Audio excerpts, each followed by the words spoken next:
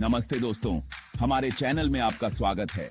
आज हम एक ऐसे सफर पर जाने वाले हैं जो हमें ले जाएगा हमारे भारत के शानदार इतिहास में। जी हां दोस्तों, आज हम जानेंगे प्राचीन भारत के 10 सबसे दिलचस्प फैक्ट्स के बारे में।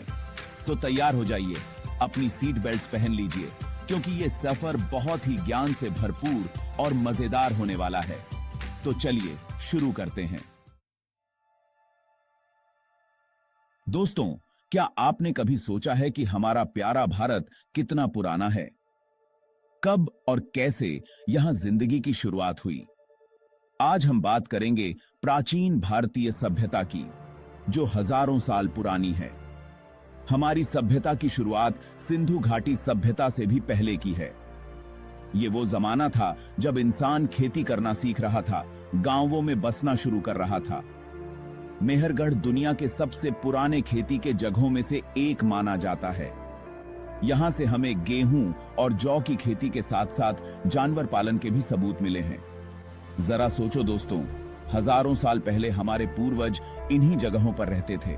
बात करेंगे एक ऐसी सभ्यता के बारे में जो अपने पीछे छोड़ गई है रहस्यों का पहाड़। जी हां, मैं बात कर रहा हूं सिंधु घाटी सभ्यता की। ये सभ्यता आज से लगभग 5000 साल पहले अपने चरम पर थी और ये फैली हुई थी आज के भारत, पाकिस्तान और अफगानिस्तान तक। सिंधु घाटी सभ्यता अपने शहरों के जबरदस्त प्लानिंग के लिए भी मशहूर है। मोहनजोदड़ो और हड़प्पा जैसे शहरों में पक्की ईंटों से बने घर, नालियां, पब्लिक बाथ्स और अनाज के गोदाम मिलते हैं, जो उस समय की आधुनिक शहर व्यवस्था दिखाते हैं। नमस्कार दोस्तों, आज हम एक ऐसे युग में जाएंगे जो भारतीय संस्कृति और ज्ञान की जड़ है, वैदिक काल। ये वो जमाना था जब ऋषि मुनि ध्यान करते थे और उन्हें ईश्वर का ज्ञान मिलता था। इस ज्ञान को उन्होंने वेदों में लिखा, जो आज भी हमारे लिए ज्ञान का खजाना है। ऋग्वेद में तो हमें ऐसे श्लोक भी मिलते हैं जिनमें हवाई जहाज और परमाणु शक्ति की बात की गई है। सोचो दोस्तों, हजारों साल पहले हमारे ऋषि मुनि इतने ज्यादा ज्ञानी थे। तो दोस्तों, ये था वैदिक काल का एक छोटा सा परिचय। नमस्ते दोस्तों, आज हम एक ऐसे दौर में जाएंगे जब हमारा भारत 16 शक्तिशाली महाजनपदों में बंटा हुआ था। जी हां, मैं बात कर रहा हूं महाजनपद काल की। ये वो समय था जब राज्य अपनी ताकत और जमीन बढ़ाने के लिए एक दूसरे से लड़ते रहते थे। हर महाजनपद का अपना एक राजा होता था जो अपनी प्रजा की रक्षा करता था और उनका ख्याल रखता था। महाजनपद काल की कहानियां वीरता, त्याग, प्यार और बलिदान से भरी हुई हैं। महाभारत का युद्ध भी इसी काल में हुआ था, जिसमें कौरवों और पांडवों के बीच धर्म और अधर्म की लड़ाई हुई थी। तो आज हम बात करेंगे एक ऐसे साम्राज्य के बारे में जिसने भारत को एक नई पहचान दी। जी हां, मैं बात कर रहा हूं मौर्य साम्राज्य की। इसकी स्थापना चंद्रगुप्त मौर्य ने की थी और इसे सबसे ऊंचाई पर पहुंचाया सम्राट अशोक ने। अशोक का नाम इतिहास में हमेशा के लिए अमर है। उन्होंने अपने राज में अहिंसा और धम्म का प्रचार किया। कलिंग युद्ध में हुई भारी तबाही को देखकर अशोक का हृदय बदल गया और उन्होंने हिंसा का रास्ता छोड़कर धम्म को अपना लिया। मौर्य राजाओं ने अपने राज्य में सिंचाई, व्यापार और कला को भी बढ़ावा दिया। आज हम बात करेंगे एक ऐसे युग के बारे में जिसे भारतीय इतिहास का सुनहरा युग कहा जाता है। जी हां, मैं बात कर रहा हूं गुप्त काल की। ये वो जमाना था जब भारत में कला, संस्कृति, विज्ञान और साहित्य अपने चरम पर थे। गुप्त राजाओं के राज में भारत ने ऐसी तरक्की की जिसकी मिसाल पूरी दुनिया देती थी। गुप्त काल को प्राचीन भारत का क्लासिकल युग भी कहा जाता है। इस युग में हमें कालिदास जैसे महान कवि और नाटककार मिले, जिन्होंने अपनी रचनाओं से दुनिया को अपना दीवाना बना दिया। गुप्त शासक कला और वास्तुकला के भी बड़े शौकीन थे। उनके शासनकाल में हमें अजंता और एलोरा की गुफाएं, देव ग्यारेज का विष्णु मंदिर और सांची का स्तूप जैसे अद्भुत स्मारक मिले, जो उस समय की शानदार कला और वास्तुकला का बेहतरीन नमूना है। तो दोस्तों, ये था गुप्त काल का सुनहरा युग, जिसने भारत को विश्व गुरु बनाया। प्राचीन भारत में हमें आर्यभट्ट, ब्रह्मगुप्त, भास्कराचार्य जैसे महान गणितज्ञ मिले जिन्होंने गणित को एक नया ही रूप दिया।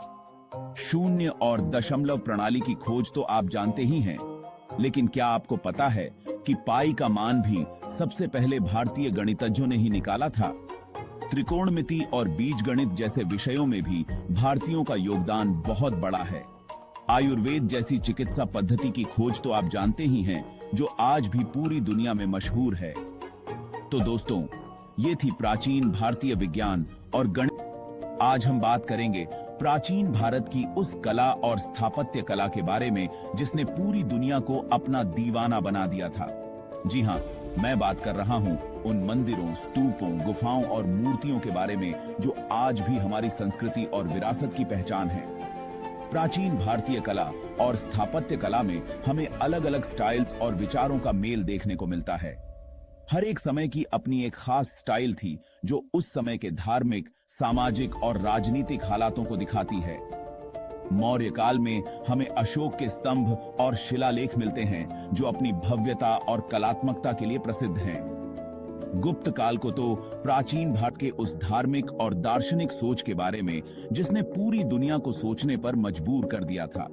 जी हाँ, मैं बात कर रहा हूं उस ज्ञान और आध्यात्मिकता की परंपरा के बारे में जो हजारों सालों से चली आ रही है। प्राचीन भारतीय धर्म और दर्शन को समझना आसान नहीं है। यहाँ हमें बहुत सी चीजों में एकता दिखाई देती है। यहाँ हमें हिंदू धर्म, बौद्ध धर्म, जैन धर्म जैसे अलग अलग धर्म और सांख्य, योग, न्याय, वैशेषिक, पूर्व मीमांसा और उत्तर मीमांसा जैसे दर्शन मिलते हैं। हर एक धर्म और दर्शन का अपना एक अलग नजरिया है, लेकिन सभी का मकसद एक ही है, इंसान के जीवन को सार्थक बनाना और मोक्ष प्राप्ति का रास्ता दिखाना।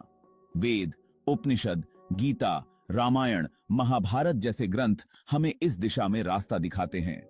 आज हम बात करेंगे प्राचीन भारत के वैश्विक व्यापार और साहसिक समुद्री यात्राओं के बारे में, जिसने पूरी दुनिया को भारत के कदमों में ला दिया था। उस जमाने की जब भारत मसालों, रेशम और कीमती रत्नों का सबसे बड़ा निर्यातक था। प्राचीन काल से ही भारत का व्यापार बहुत दूर दूर देशों तक फैला हुआ था। हमारे व्यापारी जमीन और समुद्र दोनों रास्तों से व्यापार करते थे।